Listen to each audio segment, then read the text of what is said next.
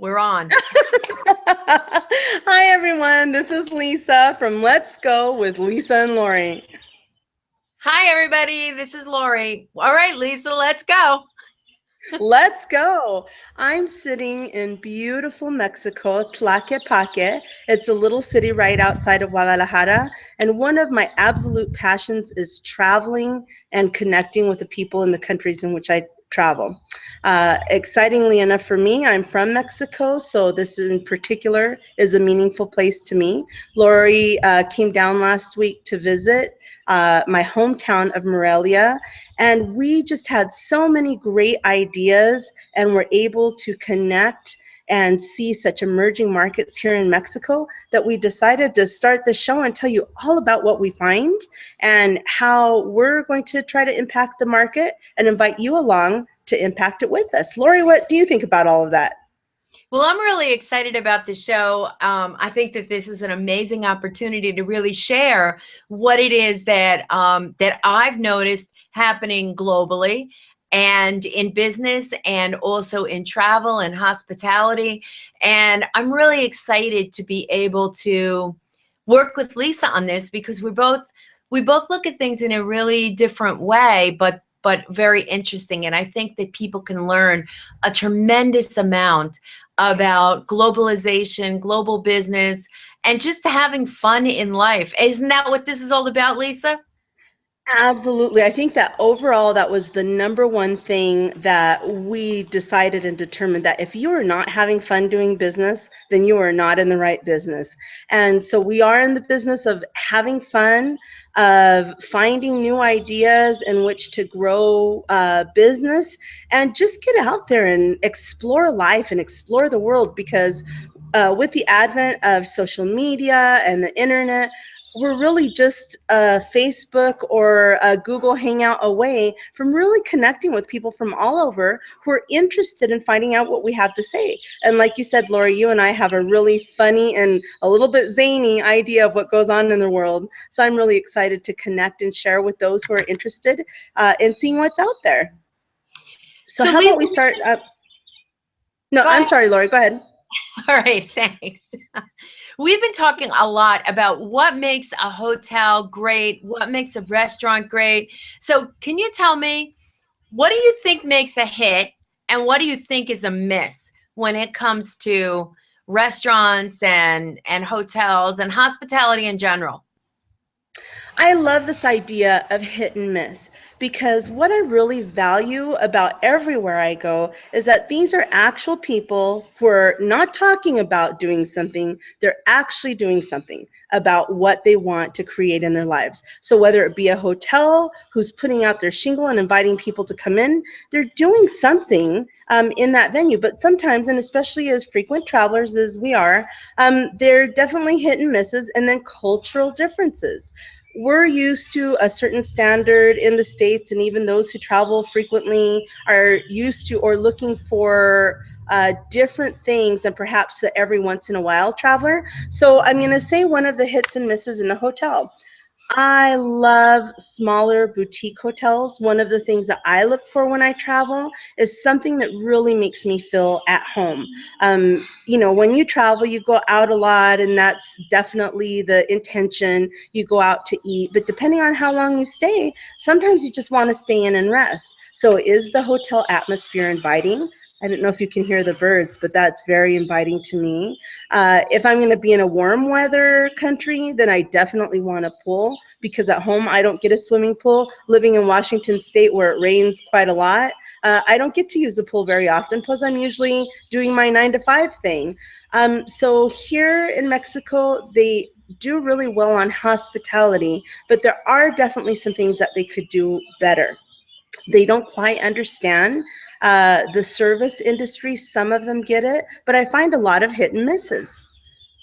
So for instance, in the hotel that I'm staying at is the pool. It's a small pool. I love the pool, as I just mentioned, but they don't quite know how to take care of the pool.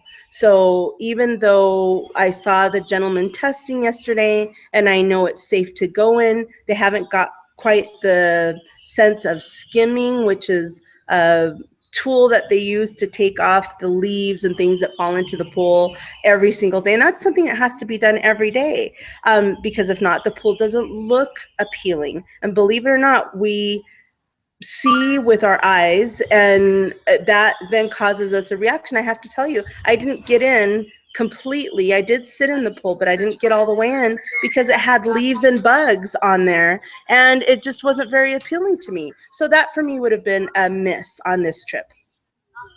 Well, when I was in Dominican Republic in Ocean Manor, they cleaned the pool at least twice a day.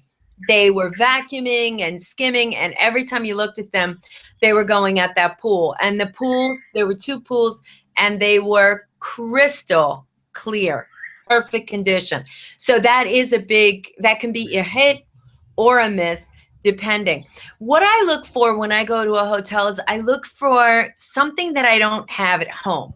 Like, I want an environment that is really exciting for me. Maybe it's like for instance, like my big dream is to go and take a camel ride through the desert, the Sahara Desert, and stay in the tents and things like that. That's something, like, I want an experience. I want a really fun experience.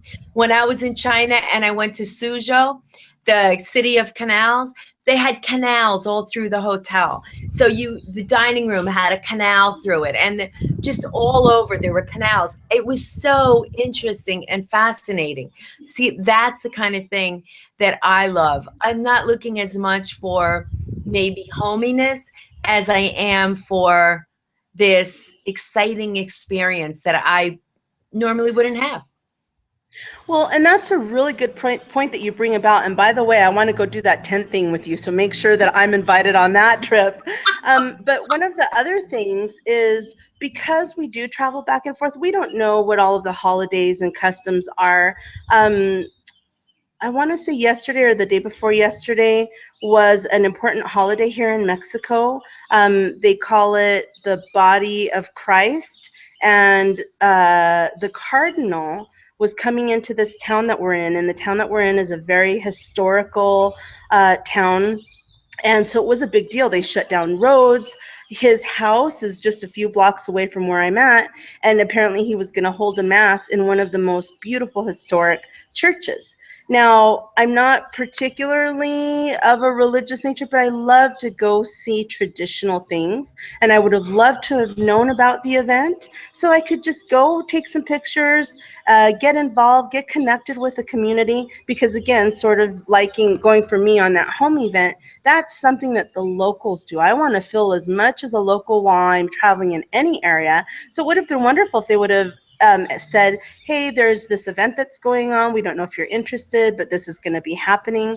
So really, I think that hotels would do a really great job to find out what services are available or what events are happening that would interest visitors in finding out more, not just about the fun touristy things to do, but really to learn the history and the connection of what people do around here. So I think that would be really a great point for them to point out.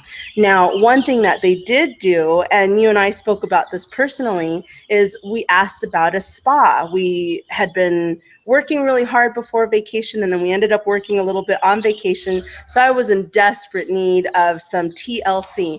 And let me tell you, what they provided me was off the hook.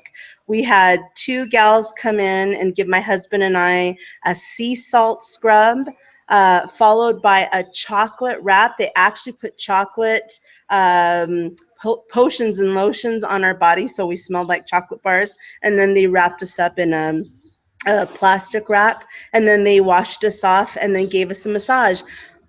You mentioned I looked 20 years younger. I felt 20 years younger. It was amazing. And this is a service that they offered, they provided. They had information written in English and in Spanish so that my husband could understand what it was he was agreeing to get. So this was a real hit. And I would love to encourage them to tell more people about it instead of just waiting for someone to come up and ask about it. But that service was top quality, top notch. And that's what I look like you. I want the experience. I really want to be able to rest and relax and get the most out of my vacation. And that has certainly happened during this vacation. Well, that's great. I'm glad to hear that you had such a wonderful massage. I know you were talking about it the whole time we were in Morelia, but we never got around to it because we were working. So, but that's great that you had that experience. Thank you. So I Now, have, go ahead. the other thing that I want to talk about is Mexico as a whole becoming an emerging market. There are 122.3 million Mexicans in Mexico. Some of the up and coming industries, as we found out on our trip to Morelia, was wine. They're really becoming professional and creating and building an association, much like in the United States, to create fine wines. And we went to this event. I knew of this event because it's in my hometown.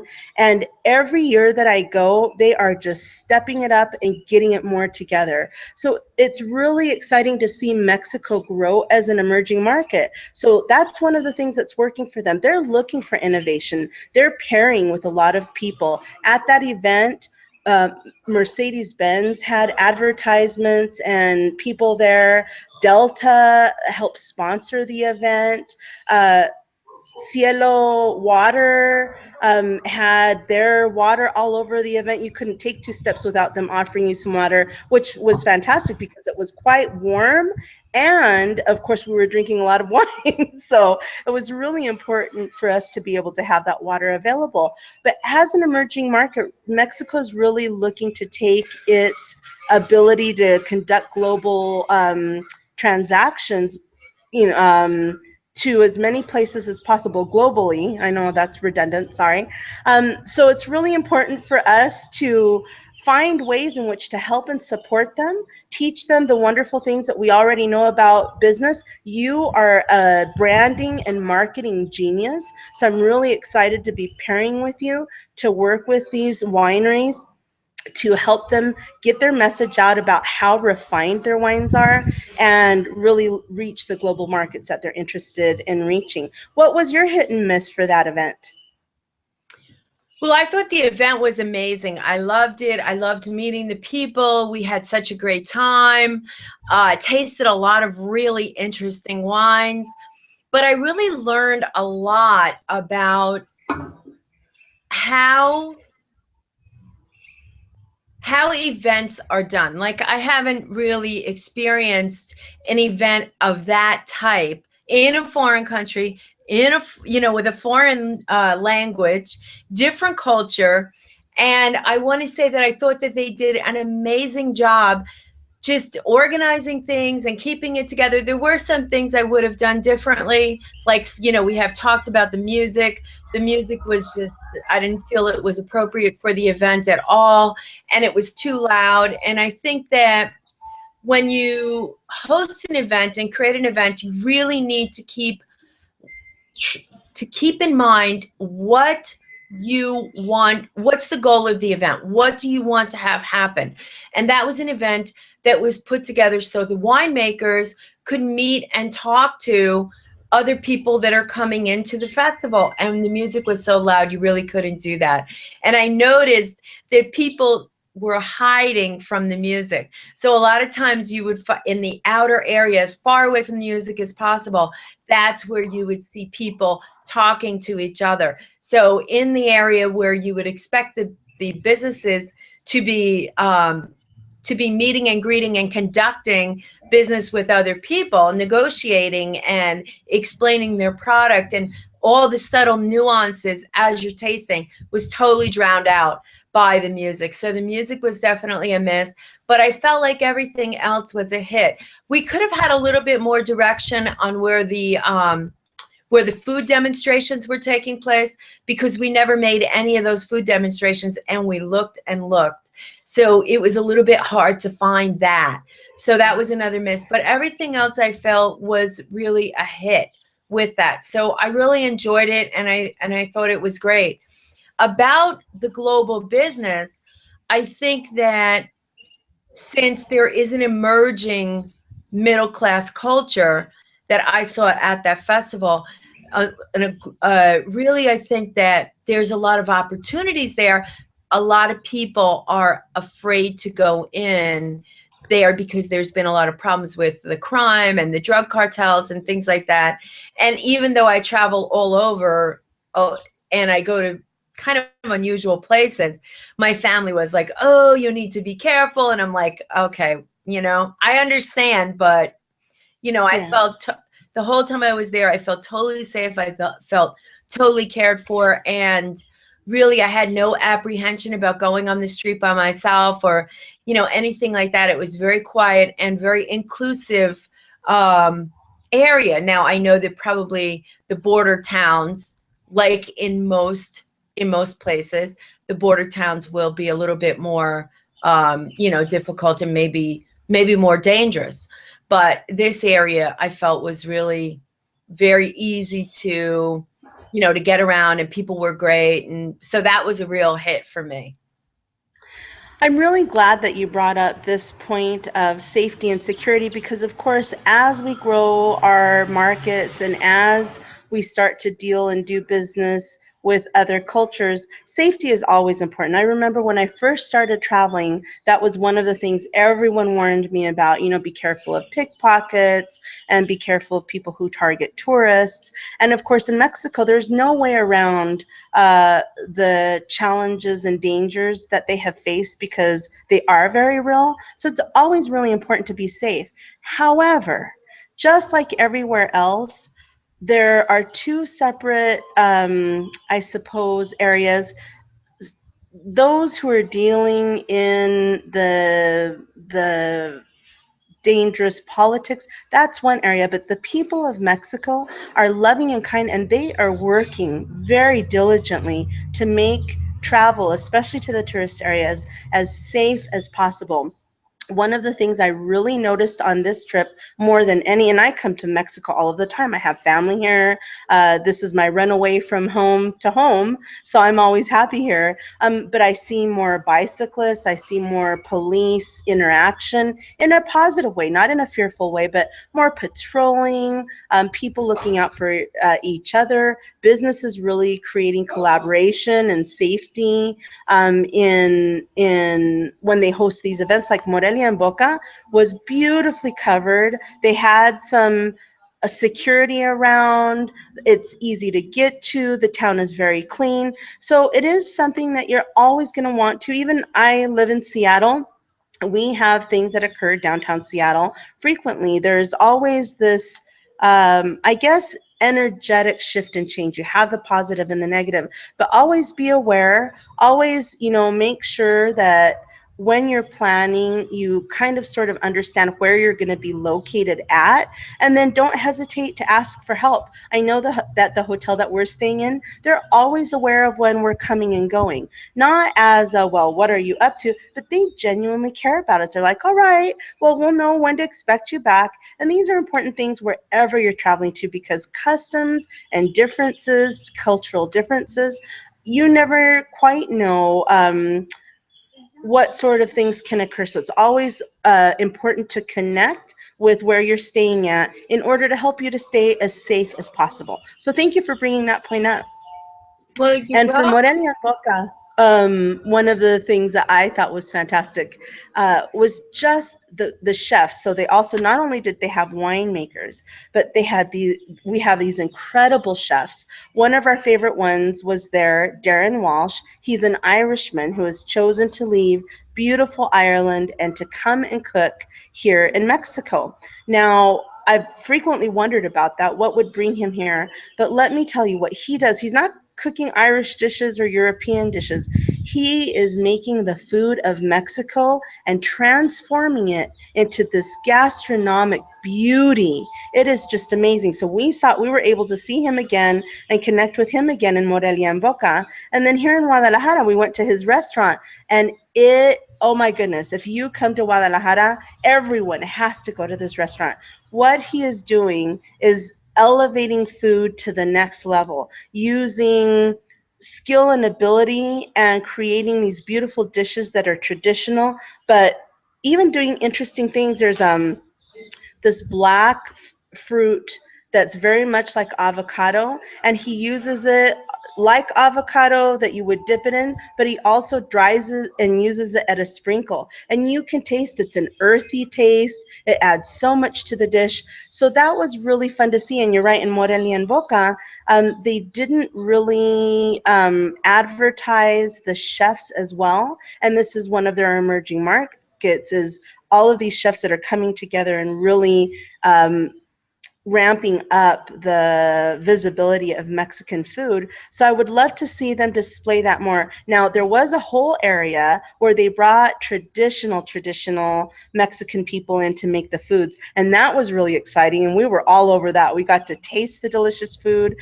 It was presented well. It was prepared in portions that were appropriate for lunch, and we had the opportunity to see and taste a little bit of the different traditions of Mexico. So I really enjoyed that portion of it. But since their highlight was the chefs, I would have liked to have seen them do a better job at supporting people finding out where the chefs were so that we could go and see what the chefs had to offer. Yeah, I feel like I really missed that because I really was looking forward to getting in there and seeing these demonstrations and seeing what they're doing and how they're putting things together, and hearing and also getting photos and video of that. And I never could find it. It was so strange. I kept looking and looking. And that was another thing. One of the things that I loved is that they're so cute and open. Just the at home, if we would have been videotaping as we were at this event, people may have come and been interested, but they would have never stopped to ask. Once we started taping and interviewing, I kid you not, we started taping and interviewing in the morning, and before I knew it, Bob, my husband, came over, and it was 3 o'clock in the afternoon. People were lining up. They were excited to find out what we were doing. They were excited to participate. They even ended up interviewing Bob, and because of his knowledge of wine and having grown up in the Napa area when that all took off. So these are people who are really interested in connecting and doing business, and they're not afraid. They're not afraid to come up and say, hey, you have something that I want to learn. How can we engage? How can we collaborate to make this better? So I really love that part of it. And I think that you really enjoyed interacting with some of the vendors who came up and were like, hey, me next, me next. What did you think of that? I loved it. I loved it. It was so fun to have them right there. And can I go? Can I be interviewed? Yeah, come on, let's go. And it was great. You know, we got to talk to a lot of people and learn a lot. So Lisa, I know that you covered the golf tournament there in Guadalajara. Tell us about it. Well, and this is one of the things that's really important, especially on the business aspect as we're going this. Social media, if you're not in it, if you're confused by it, we're going to be doing some workshops that are going to be dealing with branding, marketing, and social networking. I'm going to invite you right now, wherever we're doing this, sign up, because you think you understand one aspect of it, but if you're an entrepreneur, you're doing a lot of things and wearing a lot of hats. You cannot even imagine the value of social network marketing. And you have to find out what's important for you. Now, Lori was talking about this golf event. I'm the Golf Diva. It's my personality. I love golf. I am working with different associations to bring more inclusivity into the game of golf. And via Twitter, I was able to connect with the Tecate Golf Tour here in Mexico. It's an event that's been happening for 12 years. It is the Mexican part of the Mexican PGA, so professional tours. And via Twitter, I got invited as the press to come cover the event. And let me tell you, it was so exciting. Again, this started off as completely just a downtime trip, a vacation for my husband and I. And not only did it turn into business opportunity, but just really connecting, which is what I do really well and what I love to do. So I went and covered it, and it was amazing. There are some great golfers who are well recognized, who have played in Canada and the United States. In fact, the guy that's slated to win this Tecate Tour, which is still ongoing, was initially supposed to be in the Web.com tour, which just finished or is going on maybe even at the moment. But he had to pull out because of health reasons. And so these are world recognized professional golf players, and they are ready to connect. So it worked out really well. They have strong sponsors. Tecate is a strong sponsor here in Mexico. They host all sorts of events and co-sponsor all sorts of events. It was great to see them. But what could have worked better is that there were no spectators. The country club who's hosting the event, which is a very prestigious club here in Mexico, is like everyone else looking for more membership, seeking more interest in the game and in the sport. And one of the things that I really noticed that could have worked well, their logo was tiny. I tried to cover it as much as possible, and you'll be seeing that in the upcoming videos of loading of the interviews that I did there. But branding and marketing are so important. And because they're hosting the event, I would have expected to see their logo on the cups that what people were drinking, larger images and banners of their cups. So really just helping people understand how to give a consistent message and get their word out there, because golf is fun.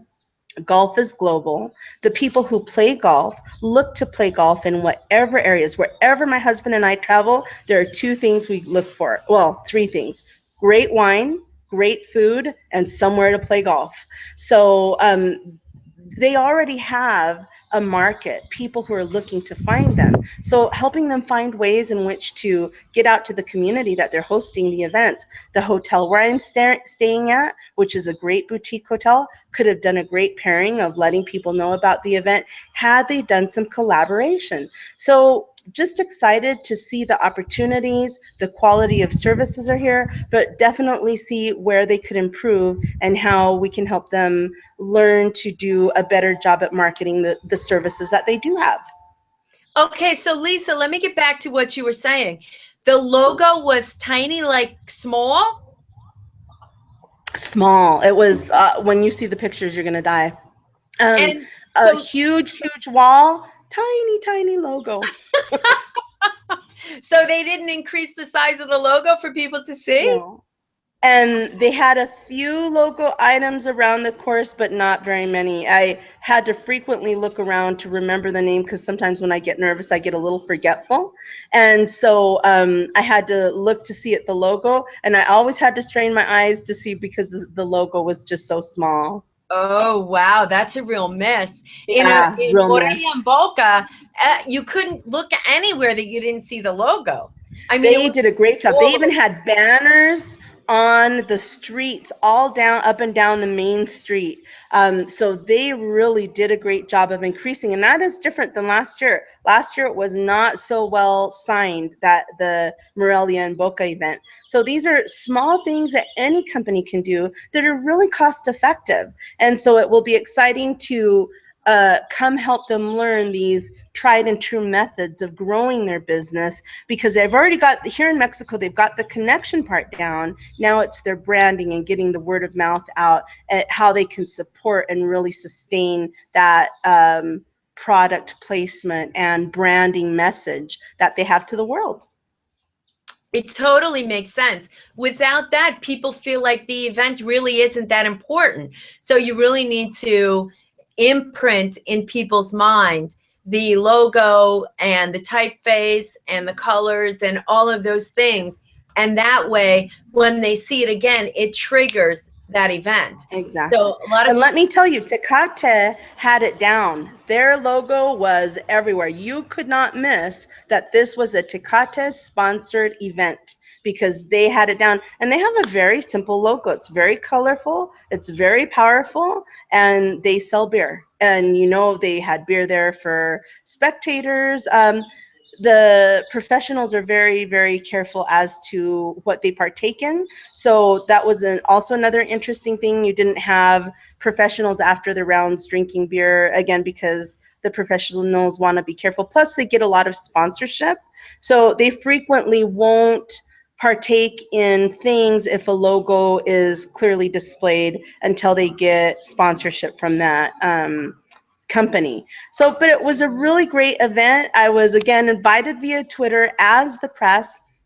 And I'm already being contacted from these contacts in order to come to other events. Atlas emailed me directly and said, hey, we're hosting another event. We'd love to invite you as the press to come out. So as you're creating your own business, as you know, and you helped me, Lori, really get clear about what my business purpose was, what my logo was. I wear it in my clothes. It's all over. So my message is clear to them about what I do, and they were able to pick that right up. Now I'm getting invited to all sort of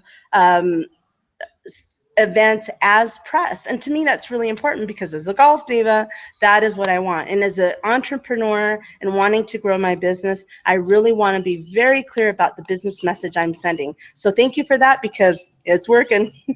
Well, I'm glad to hear that it's working, and I know you're working it as well. So that's, I am. Back to the sponsorship, I think it's really interesting that they're so careful about what they do, considering their existing sponsors. Sometimes I feel like that's like a gray area for some of the sports people. And I think it also is something, it's a job. They're being paid to sponsor market for the sponsors and to promote the product. And I think that it's very important to have those pretty much, boundaries around that sponsorship to promote that and to keep that very clean.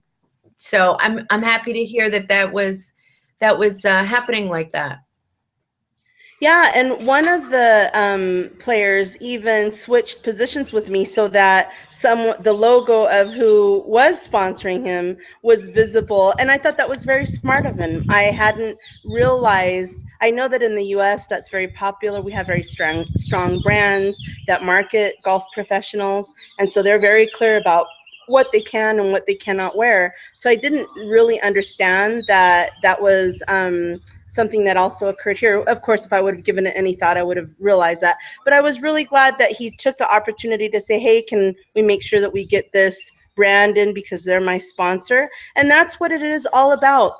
As we connect globally, even as us little businesses grow, we really do have an impact in what we do. And so this was just a testament to that it was a little show. He didn't think we were one of the big networks out here. He understood that we were a small network, but he still understood the value of honoring that relationship with that brand in order to get it out in as many areas as possible. So again, social media and network and branding, valuable to getting your business to that next level. So Lisa, when you say that, he knew you weren't a big network out there, it's really interesting because the stats show that more people are watching social media and YouTube than are watching traditional television. So I think maybe it would have been different 5 years ago or even 3 years ago, but now they understand the reach that a person with a camera, even just with a cell phone, can have through, we were talking this morning about videos going viral. Now, videos going viral, they can get millions of hits in, a day or 2 days. So most television shows at this point are not getting that. So if you really strategic about the way that you're marketing your videos, the way that you're getting your things out there, they can have a huge reach. So it has really leveled the playing field for people who want to be in the media, who have a message or a story that wants to be told. So that's really been a huge change as to when I was in television, and even in the last 5 years, which has been great because it really gives the power back to the individual, back to the people, and their message does not have to be sanctioned anymore. They can just get their message out there, which I think is amazing.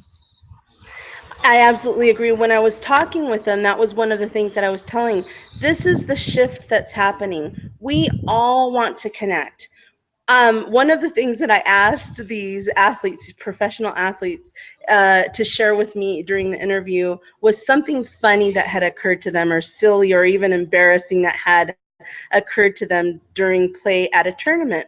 And the purpose, and I explained to them the purpose of the question, is because as we're interested in doing different things, and by the way, they highly supported the idea that playing golf can help professionals take their careers to the next level, and that for business owners and entrepreneurs, it is vital. I had several of them, and I didn't even give them the concept, that said it is vital. If you are a business owner, you need to learn the game of golf, because never do you have an opportunity to spend hours interacting and connecting and getting to know the behaviors, the thought process, and just having an opportunity to talk and connect with people that you're potentially doing business with. So I was really thrilled to hear that from them. But the purpose behind the question of the silly or funny story is that many of us think, oh, well, they're professionals. When am I ever going to get there? You know, I might go to the driving range now and again. So in hearing their cute and funny stories, I wanted people to really be able to relate, to really be able to say, oh, yeah, I do that, or oh, that's happened to me, or oh, well, if a professional can do that, then of course I can go, because we all have to start somewhere. In fact, one of my favorite interviews was with one gentleman who, it was his very first professional tour, and he was being sponsored by his home course, and he started out as a caddy or just even working at the golf course, and then he started to play golf, and now all of a sudden he's a talented young professional player with hopes of really doing something spectacular with it because of all of the opportunities there are in golf.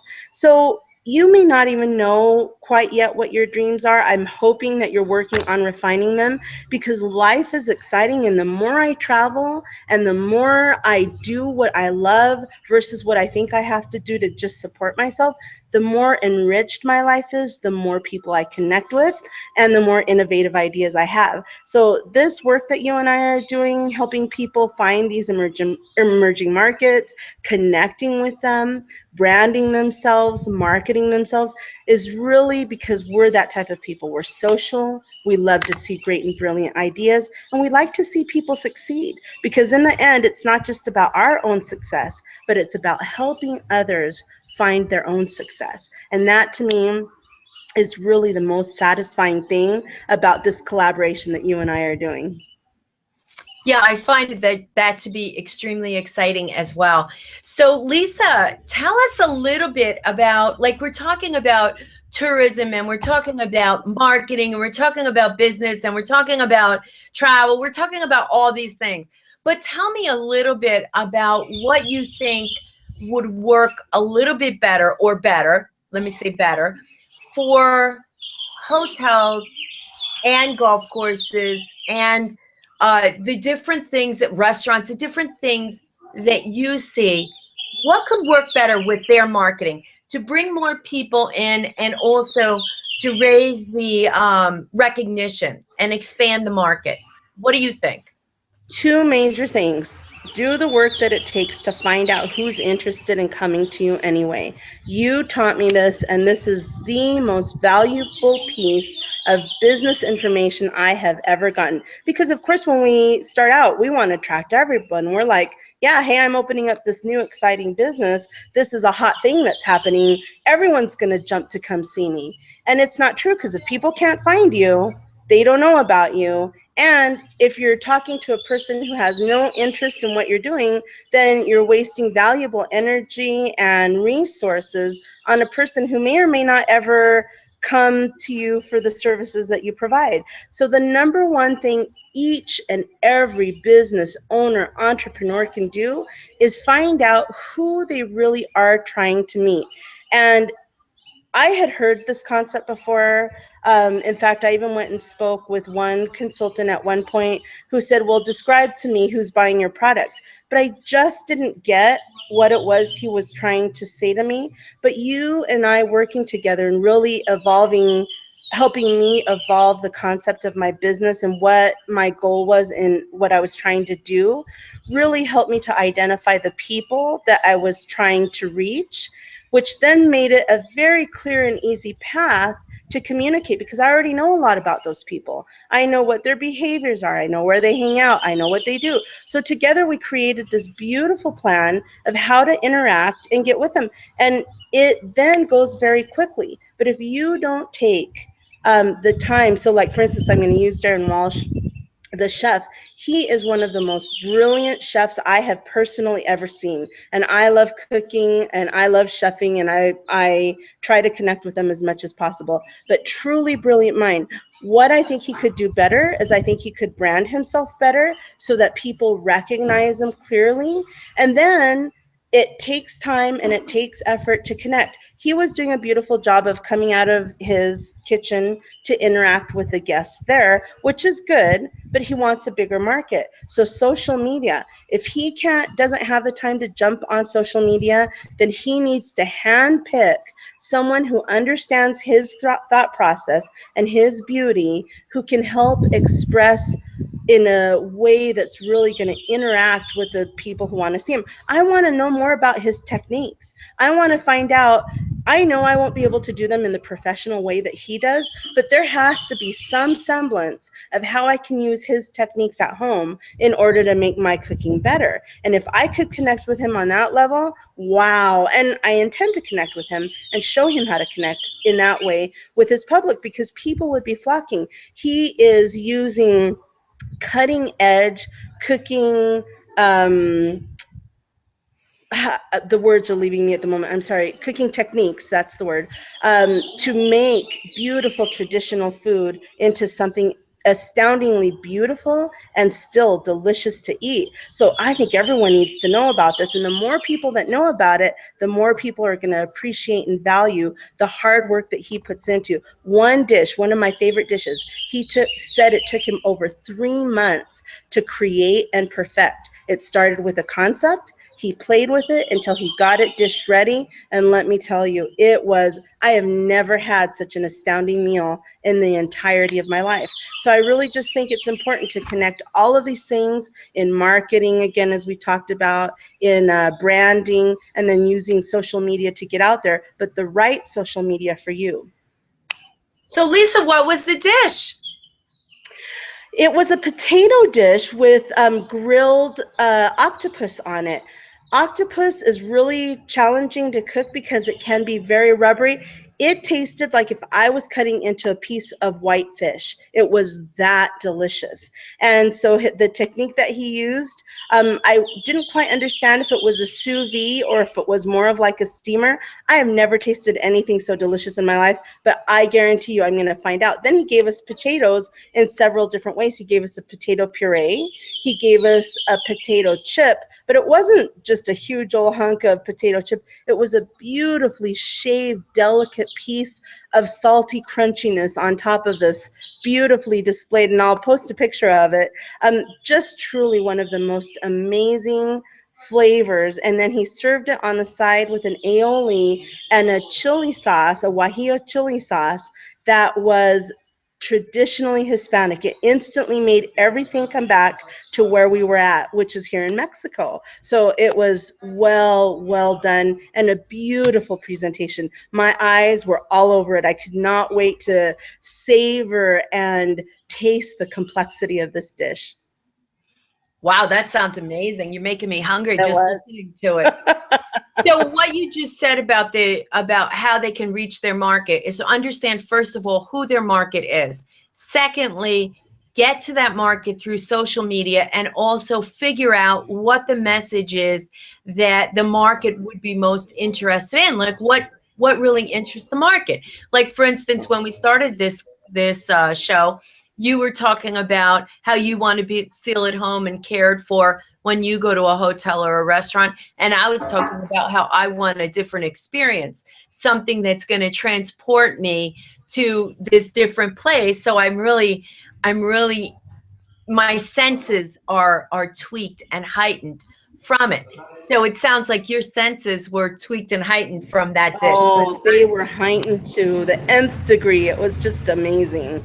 So let's see, one other thought process. I'm actually going to ask you to take it for a little bit because I had a thought process going in there and I need to complete the thought process. But again, having fun, taking the risks of, the thought came back, so I'm going to share it with you.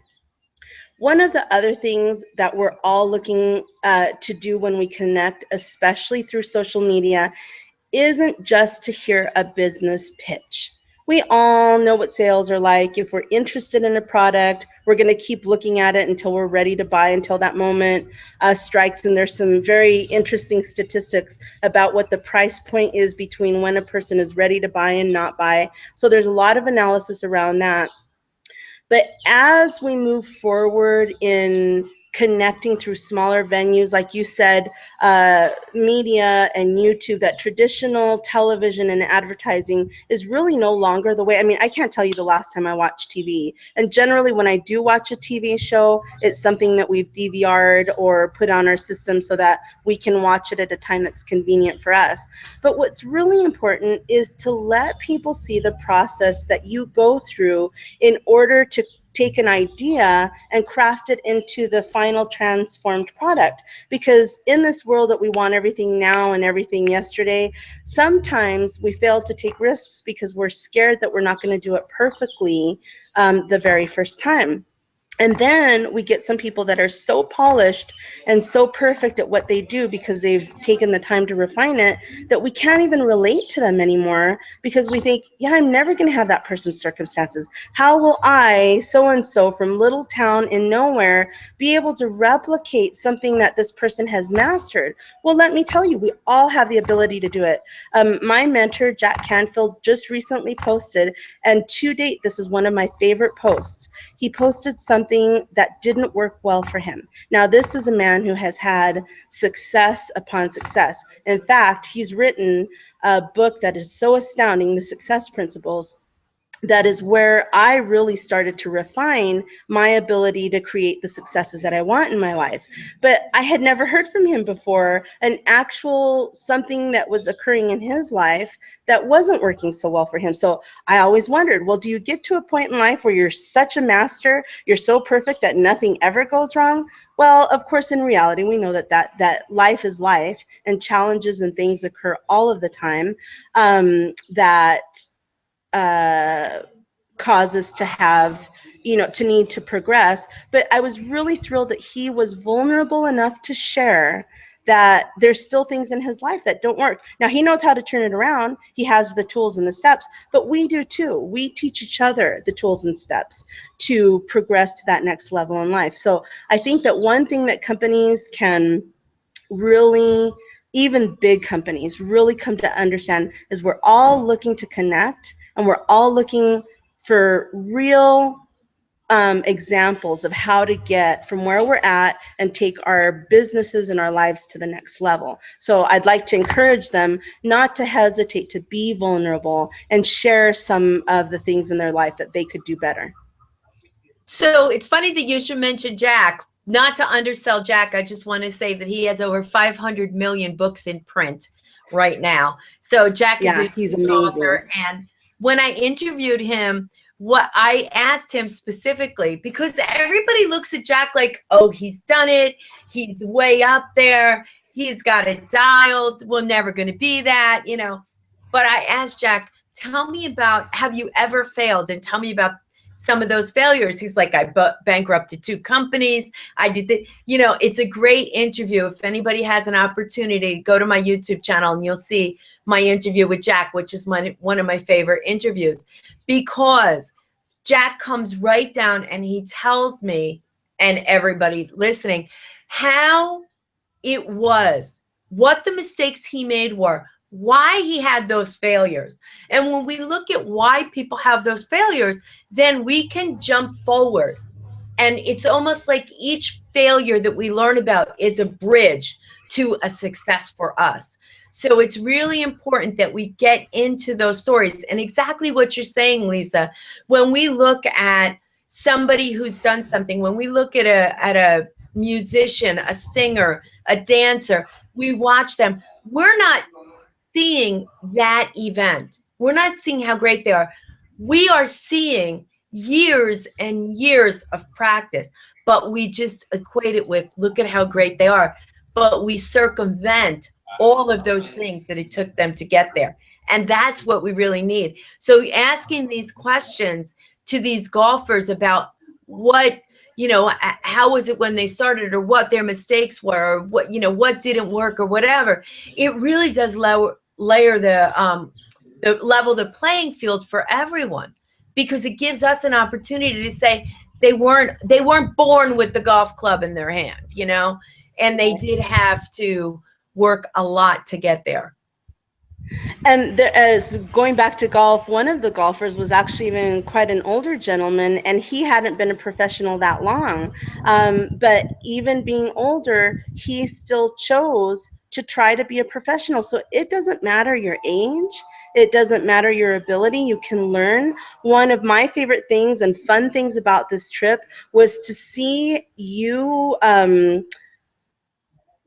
show me how to do the recordings and how to really interview people. I had my idea of what I thought interviewing people was, and then you gave me the brilliant idea to go deeper and ask some questions that people really want to know about, not just the foof and the, oh, you're so fabulous, but really, well, what does it take to get here? How did you have a mentor? Did you have whatever it took? So that was really helpful, and we learned things so quickly, because for the last 2.5, or has it been 3 months, I don't remember, that we've been working together on some projects. I had been trying to grasp this, and I'm busy. I work a 9-to-5 job. I'm building this business. And so to me, it felt like if I was really just dragging along, that I wasn't quite getting it, and I knew that I wanted to up my game quickly, because this is the part that makes me happy. I love being in front of the camera, and I love interviewing people, and I love having fun. I am a ham. I will take any opportunity to be in front of the camera.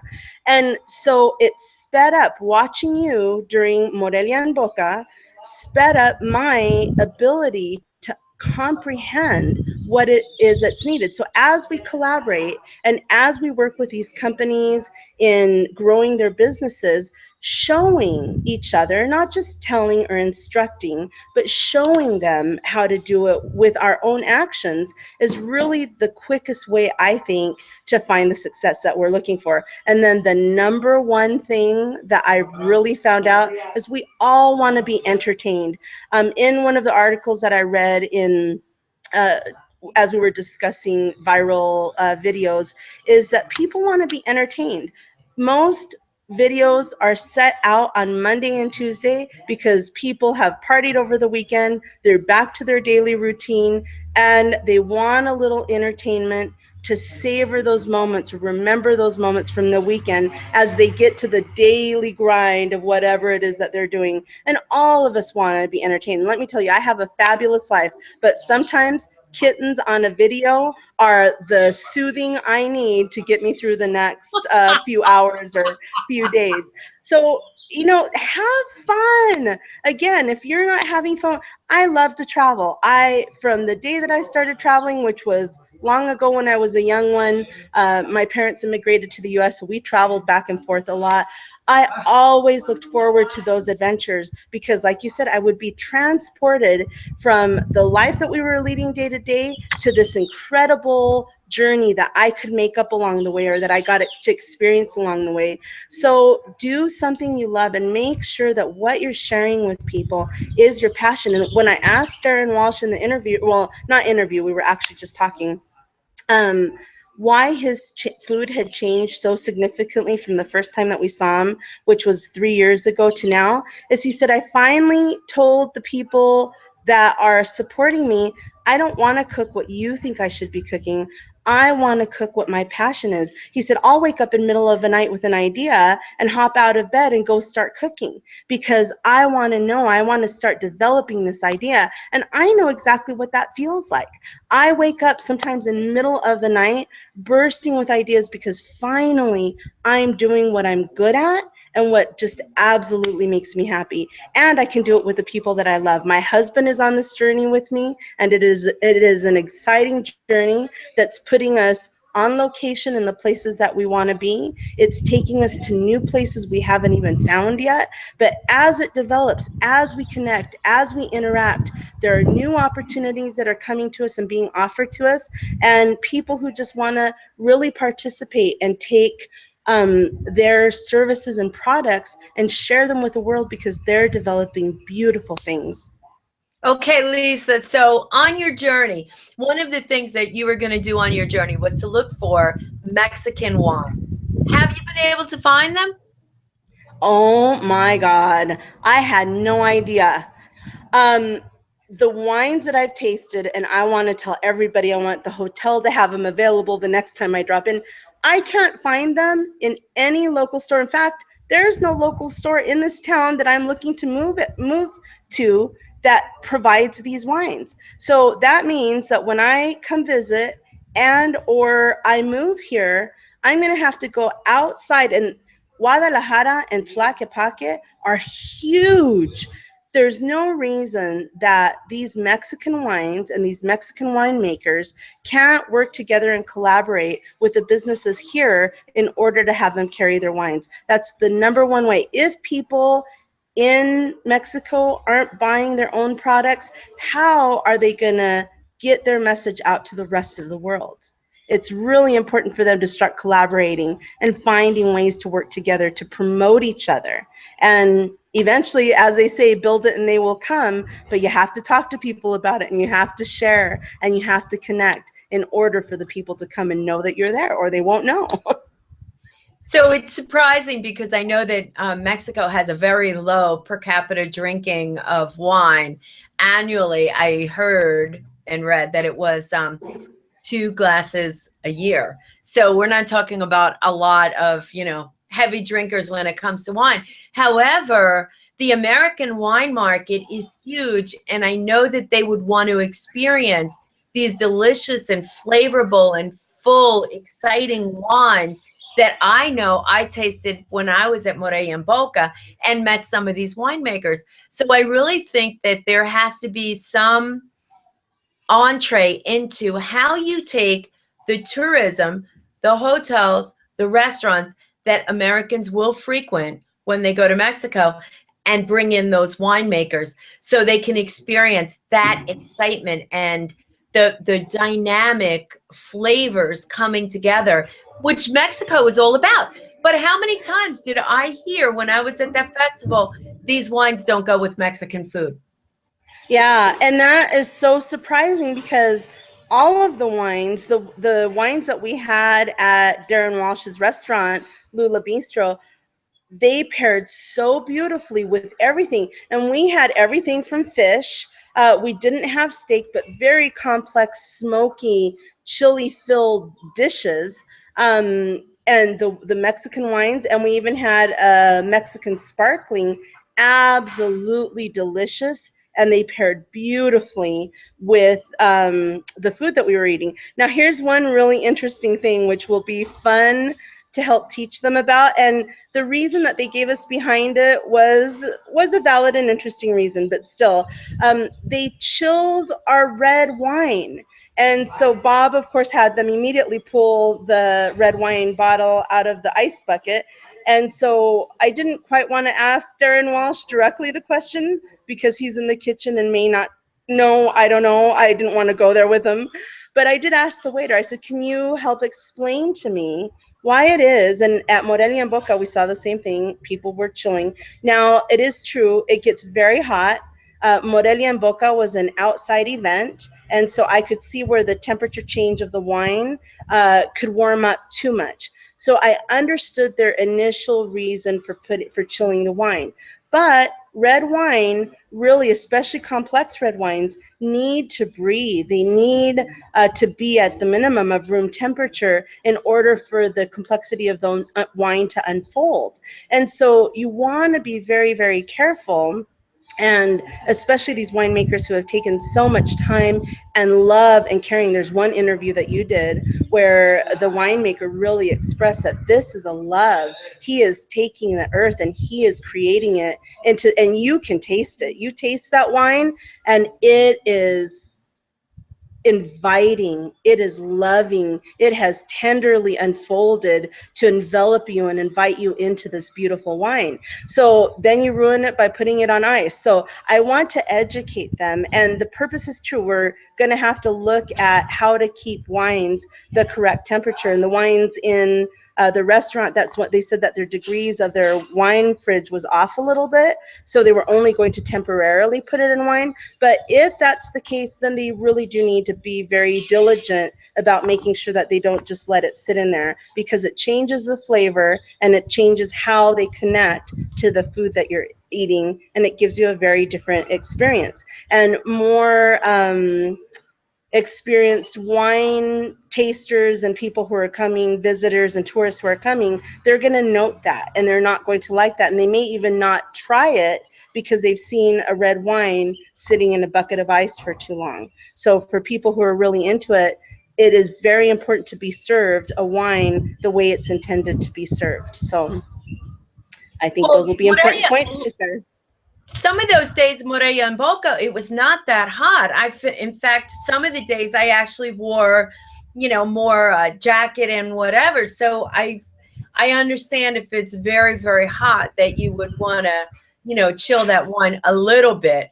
But sometimes they were handing us a cold glass of red wine, and that totally destroyed the complexity of the wine. So, Lisa, we've got to bring this to a close. This has been an amazing show. It's been so much fun. I've loved it. And could you tell us one more time the restaurant's name that you were at with Darren Walsh? Lula Bistro in Guadalajara, Mexico. Okay. It's on the outskirts. Yeah, it's on the outskirts of a town called Zopapan. And let me tell you, I want to invite everyone to come to Mexico. It's beautiful. Connect with Lori and I. We're happy to show you. We're going to really be working and doing a lot of other events. Lori, I absolutely adore you. This has been huge fun. Join us, because we're going to keep on these adventures of Let's Go with Lisa and Lori. I love it. Thank you so much, Lisa. You have a great day and enjoy the rest of your trip. I miss you. Thank you. Miss you too. Bye.